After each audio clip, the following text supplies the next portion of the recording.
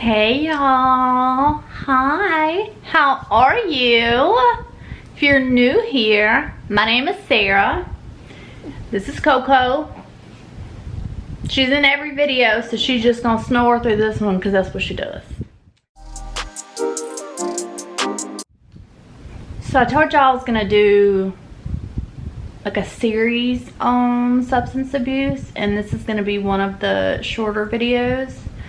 So, as you can tell by the title, this is 5 things that addicts or alcoholics, substance abusers, whatever you want to call them, these are 5 things that they wish that you would know.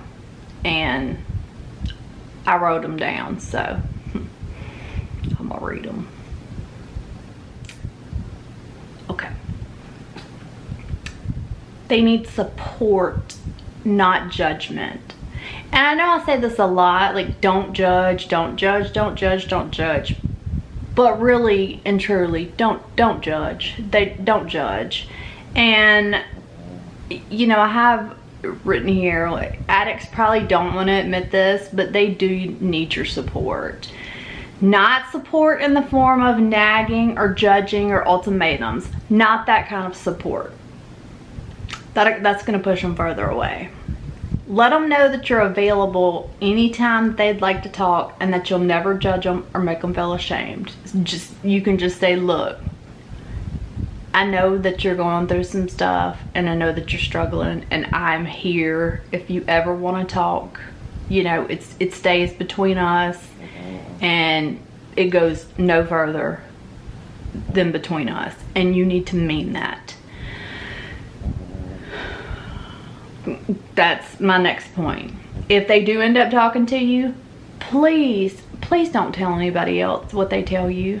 Just don't, because it's not your business to tell somebody else's business. It's not. They're trusting you with something that is very like sacred to them, something that's important to them, something that they're struggling with. And if they trust you enough to confide in you, please respect that and just leave it with you, okay? And just be happy that they actually told you something.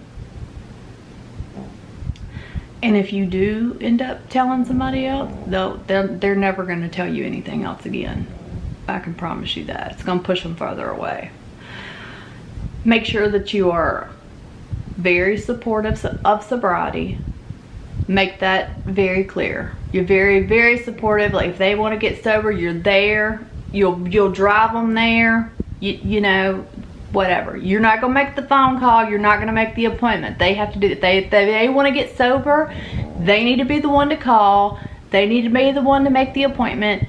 You'll drive them there. You'll visit every Sunday, or you know, whatever visitation is, and you pick them up whenever they complete treatment. They're not the best communicators. There's so many things that they wish you knew, but it's hard for them to put it into words. I know I couldn't put it into words. There's no way I could have told somebody that. I can't articulate that. It's very, very hard to put into words what they're going through.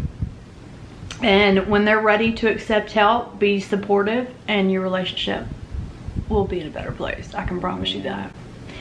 Number 2. They absolutely hate knowing that they hurt you. They know they hurt you. They're not oblivious to the pain that they put you through. They know you're frustrated with them. They're very, very aware that they hurt you and cause you pain every time they lie still or don't come home at night. They know that you're laying there and that you're worried about them. They know that, and they are so ashamed, and they feel so guilty about it.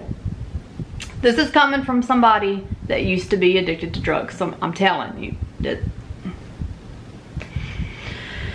I just wanted to put things that they wish you knew out there. So here we go. To deal with their guilt, some addicts may pull away from loved ones. So they might pull away from you, but it's because they feel guilt. They feel guilty for hurting you. Or they might act out in anger or frustration. But what they're really feeling is, again, guilt and shame for hurting you. You have every right to be hurt, but it's important that you recognize that they're not intending to hurt you. They're not, going out and planning on, I'm gonna hurt this person. They're not doing that. Absolutely not. Number 3, it is not just about getting high, having fun, that kind of thing. It's not. People who have never struggled with addiction tend to think that it's all about getting high or drunk or both, when it's not. It's so much more than that. It's so much more complicated than just drinking or drugging. So much more complicated. Addiction is a complex disease.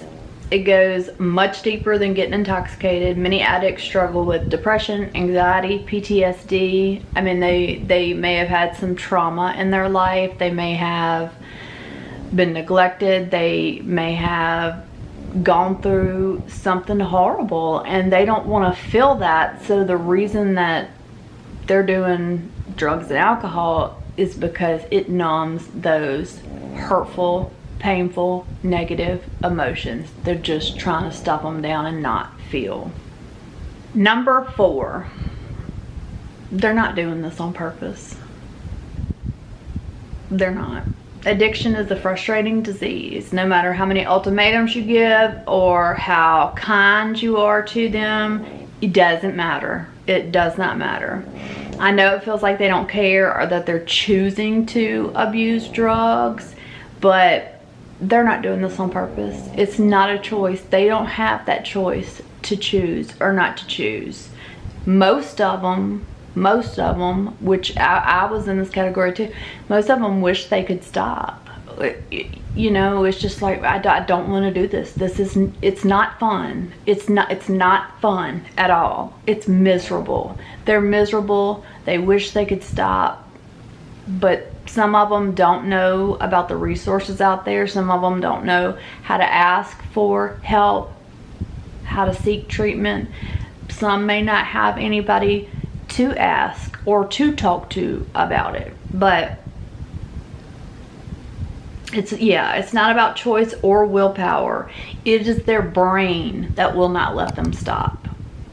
Because when you do alcohol or drugs, it rewires your brain and you no longer have a choice in the matter.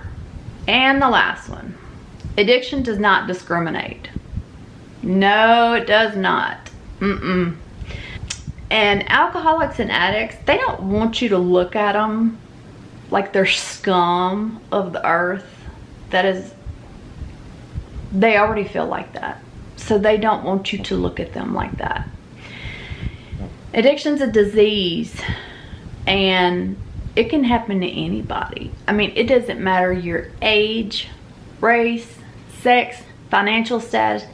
Nothing matters. It does not matter. It can happen to anyone. So, instead of being judgmental, be kind and understanding. Learn about addiction. Read about it. Watch videos about it. Just educate yourself about it so that you'll know what's going on if somebody that you love is addicted to alcohol or drugs. And the more you read, the more that you can become a positive influence and possibly encourage treatment and recovery. And wouldn't that be absolutely wonderful? I hope you got something helpful out of this video, especially if you love an alcoholic or an addict. I hope this helped you a little bit, maybe understand them better. And I'm going to continue my series, and there will be several helpful videos for people who love alcoholics and addicts, and there will be several helpful videos for people who are struggling with substance abuse or alcohol abuse, any of it. I think that is all I have to say, except for thank you for watching this video, and I will see y'all in the next one.